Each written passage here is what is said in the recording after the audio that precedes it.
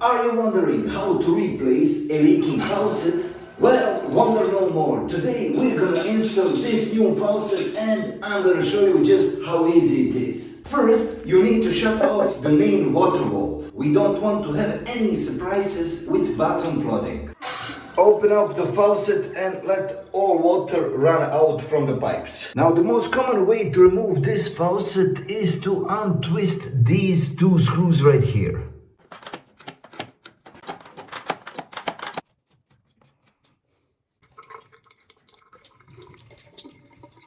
Now make sure you clean these threads a little bit and put the new Teflon tape on it because we want to have a smooth connection with the new faucet. First we will put this cover right on here because before we had no cover and this hole behind in the wall was very visible. We will apply just a little bit of this Teflon tape right here in these grooves on this thread. Beautiful, this same procedure we will repeat with this second hole. Right here in these faucet holes we will apply these small rubber parts because this rubber will prevent any water leakage from the faucet.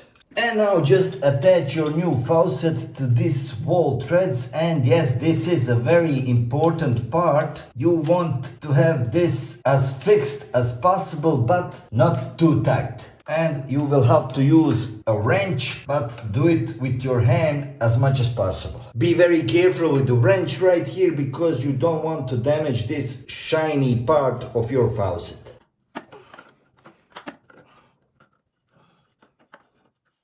Everything is tight and in its place, alright? Let's open up the main water valve and see what happens.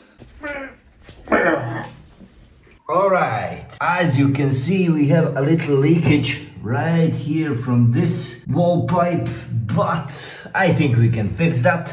Just take a wrench and make this part tight until this leaking stops.